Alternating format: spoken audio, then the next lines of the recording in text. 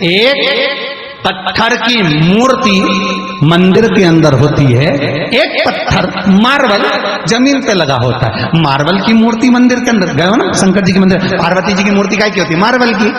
गणेश जी की मूर्ति मार्बल की, और वो मंदिर में लगा जमीन पे लगा क्या है? वो भी मार्बल। एक ही मार्बल, एक ही खदान का, एक ही दुकान का, बस अंतर इतना है। जब निकलने के बाद जब तरासा जा रहा था, उसको पीटा जा रहा था, ठोका जा रहा था, उसने जिसने कष्ट सहन कर लिया, घिसाई, कटाई, ठुकाई, जिसने सहन कर लिया, वो मंदिर में मूर्ति बनकर पूजा गया। जब दूसरे पत्थर को भी मूर्ति बना रहे थे, टूट गया, तो इनने का बीच बीच में से काट दो, पत्थर बना दो, जमीन पे लग गया। जिसने चोट को सहन करा वही मंदिर में पूजाया। जो चोट सहन नहीं कर पाया उस पे तो जूता रखाया। चोट सहन करना सीखो, शब्दों को सहन करना सीखो, कानों को सहन करना सीखो, गालियों को सहन करना सीखो। घर के बुजुर्ग तुम्हें अपशब्द कहेंगे, सहन करना सीखिए। जितना सहन करोगे, ये सहन करना क्यों बता रहे हैं? क्योंकि तुम्हें तराश रहे हैं, तुम्हें बनाने का प्रयास कर रहे हैं। सास अगर पुछा रही है, सास अगर पुजा रही है, तो उसको तरासा था उसकी सास ने, इसलिए पुजा गई। सास भी अपनी बहू को तरासती है, शब्दों के बाण कहती है, ताने देती है। तुम कितनी सहनशीलता रख सकते हो वो दिखाओ। और यहाँ तुम्हें जब पूरा तरास देगी, तब उसको विश्वास हो जाएगा कि मेरे बाद अब ये संभाल लेगी। तो करिया चैन की नींद जावे, चाबी तेरे लिए ही छोड़ जावे। अब संभाल तराश दिया उसने, अब तो माला चढ़ेगी, फूल चढ़ेगा, सब आएगा, तो धन दौलत संपदा सब आएगी। तराशेगी वो शब्दों के बाण कहकर, अपशब्द कहकर, ताने देकर। कई बहुएं कहती हैं, गुरुजी हमारी सास बहुत आड़ा टेढ़ा कहती, बहुत। बोल दो उसको कि एक बार मत बोले। थी एक सास बहू, बहुत झगड़ा करती थी। एक दिन सास एक पंडित जी के पास गई, गुरुजी मैं तो बड़ी तंग आ गई मेरी बहू से, कई करूं, मैं तो मर जाऊं। हमने कहा काय को मरे बहन, मरने की जरूरत क्या, मेरी बहू बहुत गाली दे। हमने कहा तू नहीं दे।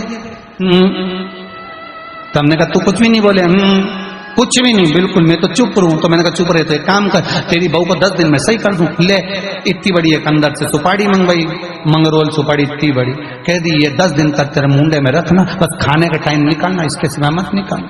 रखी रात के सोता समय वो भी धरी ले, तू तो बस खाने का टाइम निकाल के। इतनी बड़ी सुपारी दे दी, पूजन मूजन करी सो तो पुजारी सुपारी दे दी, वो बाने सुपारी। 10 दिन मत बोलना, बस बहू तो तेरे पांव पड़ेगी, धोख लगाएगी, तेरे को प्रणाम करेगी, रोटी गरम गरम देगी। 4 दिन 5 दिन में अच्छी हो जाएगी, बस मुंडा से निकालना मत सुपारी। नहीं निकालू। वो उन्हें मुंडा में सुपारी रख ली, जो गई कुबेरेश्वर महादेव से, मुंडा में सुपारी धर के बड़ी सारी। अब बहू के लगा कहीं गठान मठान तो नहीं हो गई डोंगरी, अभी तो यहाँ भरी सुपारी पहुंच गई। अब ये तो जाए हो चुपचाप बस।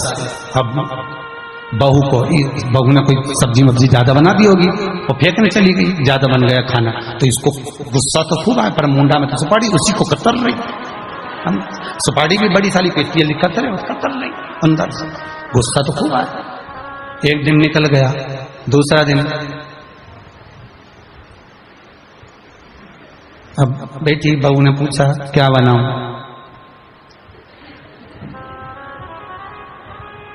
तो उसने मन से बनाया आज इडली सांभर।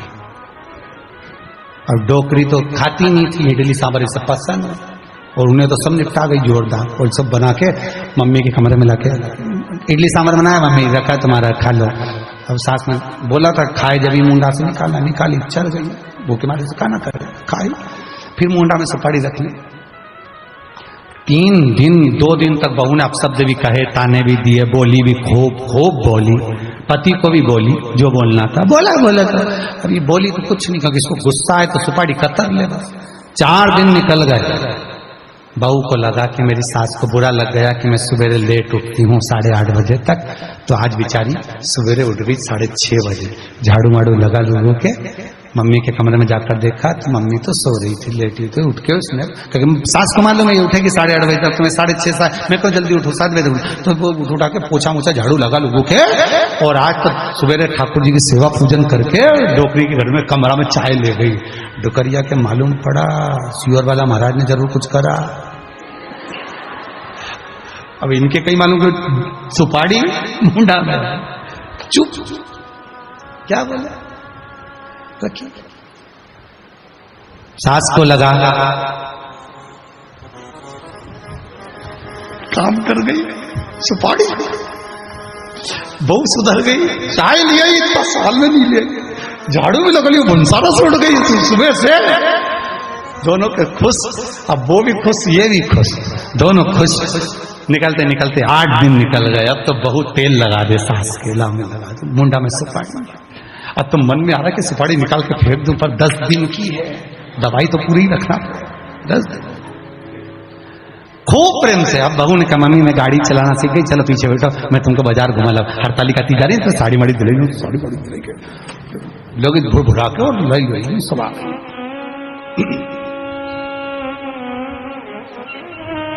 अब बस गाड़ी चढ़ाते जाते पल्लू भी उड़ जाए तो तुरंत सास उसका सिर पर पल्लू भी डाल दे, बहू को बड़ी खुशी हो, हमारी टुकड़ी जाते कितना मेरा ध्यान रखे। और साड़ी दिलाई इसने, पैसा दिया डोकरी, फिर भी खुश, कोई दिक्कत नहीं, बढ़िया प्रसन्न हो रही ना। तो बहू सुधर गई तो प्रसन्नता कितनी आए।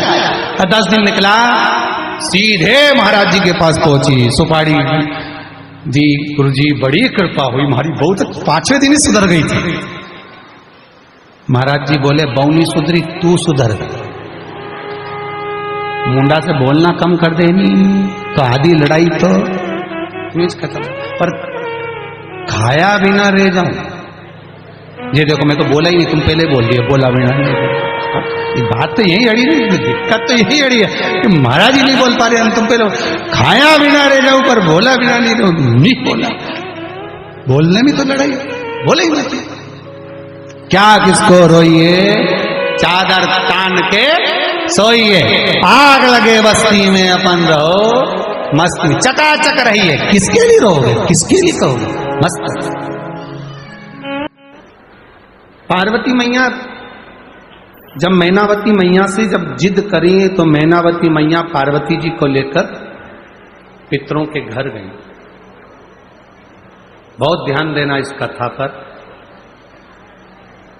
कि शिव की आराधना करने वाले को पितृ दोष, वास्तु दोष, काल सर्प दोष क्यों नहीं लगता, उसकी कथा है। ये देव पितर शिव महापुराण की कथा जो ये संदीप शर्मा जी विधायक महोदय जो करवाए हैं, ये जो कथा का रसतत्व है, इसको जरा जिंदगी में उतारिए,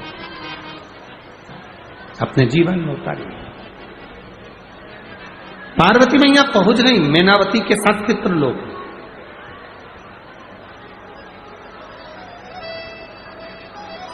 पितृलोक में पहुंची वो, और देखो शिव महापुराण की कथा कहती है, बाबा देवादिदेव महादेव का चरित्र कहता है, भगवान शंकर का पावन चरित्र कहता है, शिव महापुराण की कथा कहती है।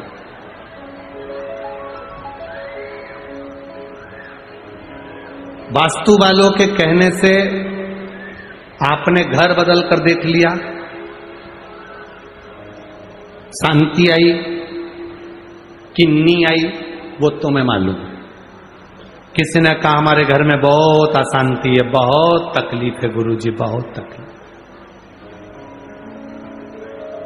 हम आपसे एक बात कहें और आपसे पूछें, कोटा वाली माताओं, जीजियों और भाई लोग, जीजाउन जो बैठे हैं, बड़े सावधानी से बताना, जब से तुमने शिव महापुराण की कथा सुनना चालू करी, उसके पहले का समय निकाल कर देखना कि तुम्हारे घर में कितना क्लेश रहता था, पैसे की कितनी तंगी रहती थी और कितनी तकलीफें रहती थी। कथा सुनने के बाद जैसे जैसे समय बढ़ता गया, 2 साल 3 साल तुम जो कथा सुनते सुनते तुमने निकाले, तुम मन पर अपने हृदय पर हाथ रखकर बताना, घर का क्लेश धीरे धीरे कम हुआ कि नहीं हुआ, बैलेंस बाबा ने बढ़ाया कि नहीं बढ़ाया, घर में आनंद आया कि नहीं। वो देता है।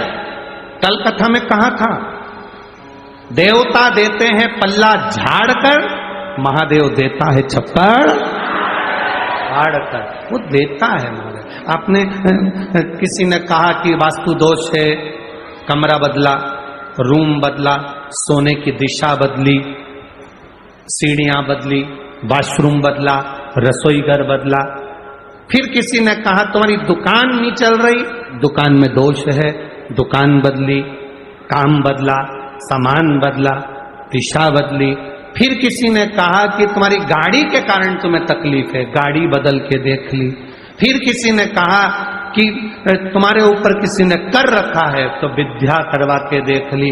अब तुमने घर बदल कर देख लिया, विद्या करके देख लिया, सारी पूजन करके देख ली, अब सब कुछ करके देख लिया, कुछ नहीं हो रहा। तब एक काम करना, अपने को खुद को थोड़ा सा बदल कर देखना, शंकर जी की भक्ति में लग कर देखना, अपने आप सुख आ जाए। हमने घर बदला, परिवार बदला, दुकान बदली, व्यापार बदला, गाड़ी बदली, बंगला बदला, तो भी जहां सुकून ना मिले तो खुद को थोड़ा सा बदलिए और भगवान शंकर की ओर एक लोटा जल लेकर जाना प्रारंभ करिए। वो जो बदलेगा वो जिंदगी में कोई नहीं बदल सकता महाराज, वो जो बदले। एक पत्र आया है